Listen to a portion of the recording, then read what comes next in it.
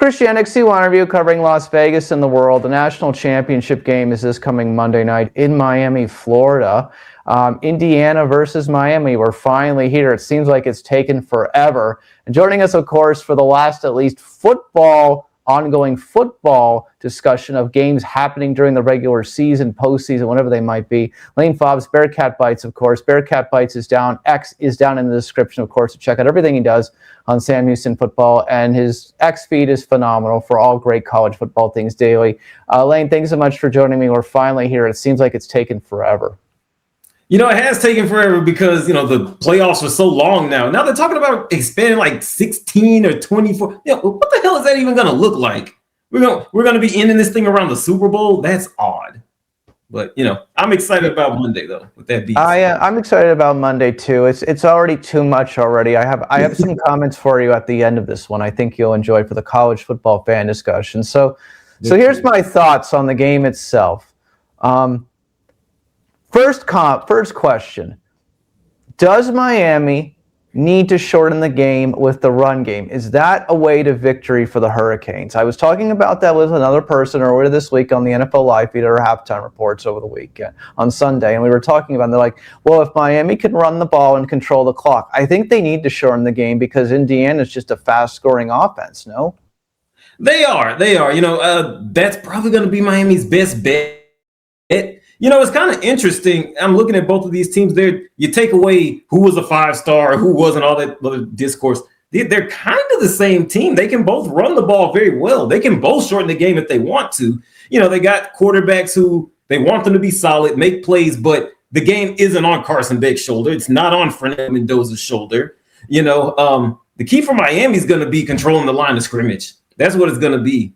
You got Ruben Bain there. You've got I always forget the other guy's name. Somebody in the comments will say it, but they've got decent pass rushers. They've got good guys on defense. So that's going to be the key for this. Can they control that line of scrimmage? And can they run the ball? Can they counter Indiana's attempt maybe to shorten the game? Roman Hemby and all those guys, they could actually do that as well. So it's pretty interesting. But I think Indiana's against Oregon, they were scoring at will. So that's why I say, if I'm Miami, I want to shorten that game as much as possible. No? Have long drives. You definitely do. You do, because they can hit him where it hurts. But, you look at that Oregon game, some of that was Dante Moore just making mistakes. Maybe he clammed up, got nervous.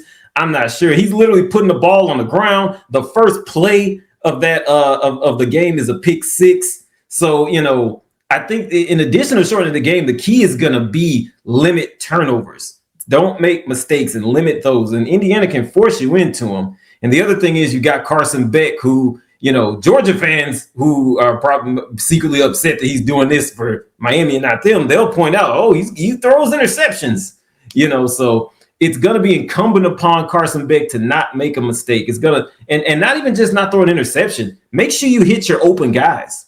You don't want to be caught you don't want third and longs. You really don't want even second and longs. You want some short downage situations against this team because they can hit you where it hurts on both sides of the ball here. Do you think that Indiana will be bothered at all playing in Miami in front of probably a big Hurricanes crowd? I don't know what the percentage of the attendance is going to be, but I can't imagine that there's that there's probably more Hurricanes fans that are on Monday, right, than Indiana, no? That's been the most interesting thing. And when I was prepping for us tonight, I was thinking, what is the crowd going to look like? Because in the Peach Bowl, when they played Oregon, it was all Indiana. Oregon, but, if you're Oregon, we already got tapped going down to Miami. You want me to get tapped again going down to Atlanta? That's kind of tough. Indiana, it's cold right now. They would probably not hate a trip to South Beach for a couple of days. It'll be a sizable crowd there, but like you said, it should tilt Miami, right? And this is the national championship. This is the first time in 25 that they've been there. I would say a pro Miami crowd, but Indiana's gonna show up though. Don't discount the Hoosiers. Well, people were joking that Mark Cuban should I charter was some about to say that. charter some planes down there. I saw that on X this week, and everyone's Mhm. like, you should just charter some planes down there for like for the students alone, at IU who have football. Oh my gosh. And there's a lot of like I call them sleeper agents who are Indiana fans or IU alum who really haven't had a reason to celebrate football, and now here they are. They've just come out the woodwork. Like all these type of people. That's another reason it's so crowded in Atlanta, transient city. A lot of IU people down there. There's probably a few in Florida. They're probably going to respawn and populate there along with Cuban. I know Cuban. He was asking about when the ticket prices were going to drop. I'm like, why does it think you could probably buy the stadium, man? Why do you care when they're gonna drop? But maybe he was asking for a friend. I don't know. I think that they said that if he bought all the remaining tickets, it came to it came to hundreds of millions of dollars. When they added it up, it was just bad. It was unbelievable how crazy it was. The number was, even if he's worth as much as he's worth, I was just like, wow, it's really that much to buy up that. And so then let me get into this point in this regard before we get into predictions and discussions. How do you feel about the college football fan, right? Miami fans, just for example, they've had 3 games before getting here. It's just kind of like, do you feel like that they're just exhausting the college football fan or is it just you got to make choices of what you want to go to because the tickets are, I mean, if somebody went to all 4 Miami Hurricane games, wouldn't that be like over $20,000 probably at this point? It's just incredible. And don't forget, just honestly, man, I could probably see that the A&M game was probably up there as the most expensive one when you factor in the fact that little 2 and 3 star hotels in College Station, by where I used to live when I was in school, were going for like $700-800 a night. And the true story. So yeah, I some people will say, well, NFL, those fans have to travel. Well, that's a little bit different. That's just understood that whoever's there at home is going to go. It's a home game. These college games, it has been steeped in the traditions of bowls. It's postseason, meaning that the fan base travels to all games. And just like I said with Oregon, that's probably why a lot of them didn't show up in the previous week. It's like, dude, how many times can you tap these same people? And with the college football expansion, even if you say, okay, well, we're going to have the first 2 rounds at home, you're still tapping those people. Those are extra games. That's extra money. That I wonder how they're going to bake that into ticket plans. So if you're Texas A&M and you buy a season ticket package, they make a home playoff game. What does that look like for you? Is there a little sweetened deal in there, stuff like that? But yeah, right now, man, it is crazy, and that's why you had at the Orange Bowl, it was emptier than it should have been when it's Texas Tech and Oregon. It's like, how many times can you demand money from these people? Excuse me. And true story. Used to work in NRG Park in Houston, and they were in the process of switching to mostly concerts. They were going to get rid of all the monster truck shows, all Ringling Brothers, all this. We're just going to do Beyonce level concerts, and they're starting to quickly back off of that because same reason. She's got lots of fans, but they're the same people. How many times can you tap these people's wallets before they don't have it anymore? And we're reaching that breaking point. And but every time we do, people keep showing up. So we'll see. It's an interesting balance for sure. Oh, I agree with you. I just think, I was talking about this on Sunday, I believe it was, with my NFL group. In 2009, I went to the University of Florida's national championship game against Oklahoma in that same stadium where the college football national championship game will be on Monday night. I sat in the last row. The ticket was $400. And it's like 8 times that now to get the nosebleed seat. 8 times in 17 years. It's insane. And so it was about $4,000 or something I'd seen. I think I saw Stuart Mendel from The Athletic tweet out that the quote bubble had burst. Is now down to 1,000. But like you said, that's more than double what you paid. I mean, $1,000 to get in, goodness. But if you're Indiana and this is the best in 136 years, I mean, people are paying that, 400 in 2009. I'm sorry, that was a lot of money then too in that regard. But it was but I'm like, you can justify $400. You can't justify I'm sorry. Again, people who've got it, great. Congratulations to them. But $3,000 to sit in the last row, not in a million years.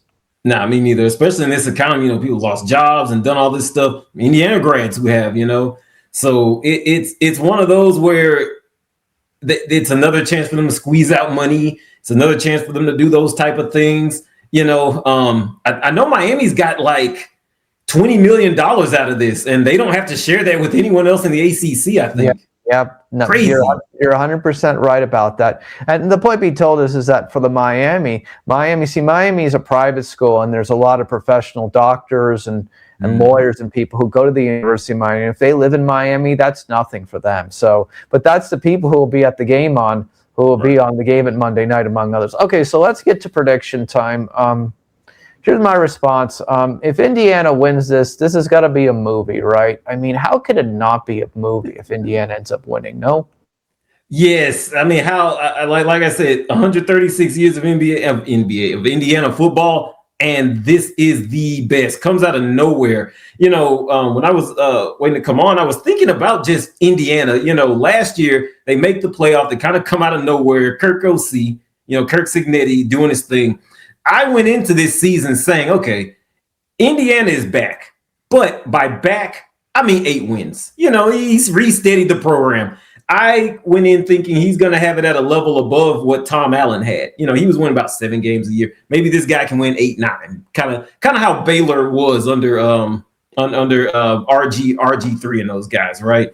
This is something completely different. And to do it with guys that did not register on the star scale. If you're one of those recruiting sites and you built your whole brand on who's the next 5-star kid out of high school, how are you going to make money in 5 years?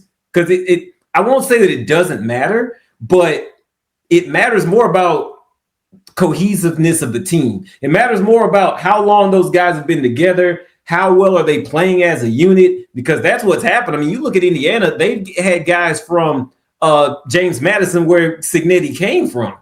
They clearly they are special. They're great, but coming in, they weren't highly touted. They were just dudes who knew how to play, did what that coach asked them to do.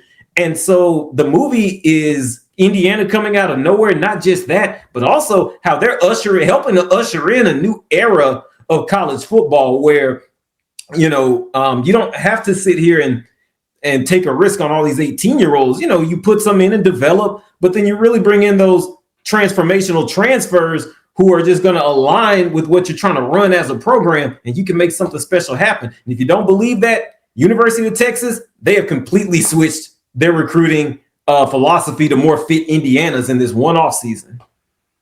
Yeah, here's my response to you in this regard, though. I got to ask you, how much of this is because of NIL and transfer portals? How much of this?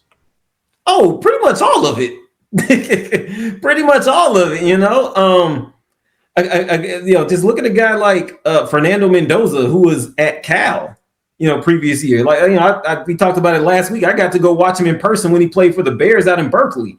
And now he's here at Indiana. He's able to just freely transfer the next year. There you go. I think it was Everett Golston with Notre Dame. He transferred to Florida State. He had to sit out a year. Remember that about, what was that, 2012, 2013, 14 sure, around here? Absolutely, sure, yeah. Yeah. But it was just normal. It's like, well, yeah, he transferred. He just got to sit. So imagine if Fernando Mendoza transferred and just had to sit. Who would have been the quarterback for Indiana? All those guys from JMU, they would have had to sit. It would have been a completely different thing. Indiana is here because of this new world that we're in. And it's a new world that everyone thought would just make the rich richer. Something completely different has happened. Everybody has a chance at it, So people talk about the failings of the portal and they think it's lack of loyalty and things like that. I think that it has enhanced college football. The ratings were up for the bowls. The ratings have been up overall. Why? Because just like the NFL, more teams think going into the season that they have a chance. I agree with all that stuff. I'm just saying to you, obviously, under the old system, this is never happening. Oh, no, unthinkable. Oh, yeah. All right, so who are we taking? I have to tell you, I picked against Miami 3 times. So can I get 25%? I just can't imagine how you go against IU. They just seem a team of destiny. I'm so sorry. IU, I just think because team of destiny. I think everybody in the world is going to be rooting for IU except Miami on Monday night. No. Well, I'll personally be one of those rooting for Miami, but just because of the homies who are from there that I know. Yeah, but that doesn't count. But okay. Cool. But I want but I and that's the first national championship game I can remember watching. Miami and Ohio State, that Fiesta Bowl. But I gotta go Indiana. Yeah, Indiana's probably gonna win. Don't be surprised if you see a mistake or two from Carson Beck, because like you said, if Indiana goes lightning quick, I would expect them to hit them fast. I agree with that too. 14-0, 17-7, whatever. Do something to force the game on the Carson Beck shoulders. Now, he hasn't had to shoulder a game at all this year, really. It's been Malachi Tony. It's been that great running, or Mark Fletcher, I think, is the running back. It's been that type of game, them and the defense. If a game is on Carson Beck's shoulders, look out. And that's what could happen on Monday. So I'll go with Indiana. I agree too. I think we'll finally be right. Let's just wrap up with one thing. Any other college football notes you want to mention? Any honorable mentions over the last week or so that you'd like to make note of? Oh man. What stands out? Who does Colorado have left? We talked about Coach Prime a little earlier in the year, but who does he have left? Everybody is gone. I know that touted offensive tackle Jordan Seaton transferred out. And he transferred his video that he used was made by Colorado's in-house video production, and they made it under the assumption that he was coming back. So he takes that video and uses it to say, "Hey, Colorado, see ya," and he drives off in his Maybach. I know it's not likely happening, but I think if the Cleveland Browns told Deion Sanders he could coach his son right now, I think he'd be there in 5 seconds. No, he would be. I'd heard a rumor today that he did go and ask them for an interview or something like that, and it was denied. But we'll see. We'll see. That's funny. And then the other one, Damon Williams from Washington. He leaves trying to go to LSU for a bigger payday. After he signs with Washington, they threaten a lawsuit. They come in with Jed Fish, the head coach, and hug it out. Magically, he's back. And we're going to see how honky-dory everything is after he told them, "Hey, I didn't really want to be here." That was a very interesting thing. But the beauty of this for these guys is that if it doesn't work after a year, he can just transfer portal. Right. He can just go to a whole different one. That's what people don't realize. If you're productive and you can do some things, you're gonna have somewhere to play. I mean, and he showed it. So like you say, just if you don't want to be there, just play hard another year and don't sign anything. Wait to sign something. But it's just the college football's version to me of free agency. That's what it's really just become in that regard. It's just what it becomes. And so again, one year the Bears are not good, and the next year the Bears are in the divisional round of the NFL playoffs. I mean, with Caleb Williams. I mean, again, to me that in Seattle, just on a side note, those are just such incredible stories this year. Those are things I did not see happening. I could, a case could have been made for Seattle. I could kind of see it, but the Bears are the big one. I mean, Caleb, I can't remember who was the last Bears quarterback. Forget 4,000 yards. Which one threw for 3,000? You know what I mean? When did they ever have a functional passing game? Even when they went to the Super Bowl in 2007, they didn't really have one. Rex Grossman, unfortunately, did not transition from University of Florida to the pros. Agreed with you 100%. He had a great defense. That really helped. Yeah, I forgot that was your Florida boy. Didn't they have Kyle Orton? Yeah, they I think they had Kyle as a backup, but Rex was the starter. Rex was the starter in the Super Bowl too. Anyways, with that being said, Lane Fobbs, please tell us where we can find you as always. Go ahead. Man, at Bearcat Bites right there on Twitter and X, the only media outlet independently covering Sam Houston football over up north of me from Houston in proud Huntsville, Texas. This week, I'm going to talk about 4 random thoughts of the transfer portal. Sam Houston's transfer portal class looks surprisingly functional, and we're going to talk about why that is. Yeah, here's my response in closing. I think this Monday night's national title game will be top 3 all time as far as ratings go for national title games of all time. It may be number 1. It may very well be. I think there's so much curiosity just because we're seeing things we're not used to seeing. No. Oh, definitely. What was it? But under the old standards, it was Georgia, Alabama, Clemson, all these. The ratings were dropping. Now, people talk about, well, this was just how things were supposed to be. It's traditional recruiting. Well, the people said that they didn't like that. Again, ratings are up. More people. I'll say it again. More people watched the Pop-Tarts Bowl than any Notre Dame game this year. So people like what's new. They like embracing the funky that college football has brought in recent years. And this is a national title game that has the most juice, probably since. I'll tell you when Deshaun Watson, Clemson, Alabama. Yes, that's the one right there. I will go with that one. When is that the one? That was one of those where Nick Saban ran that perfect onside kick. No, this is the one where Clemson won. This is the one.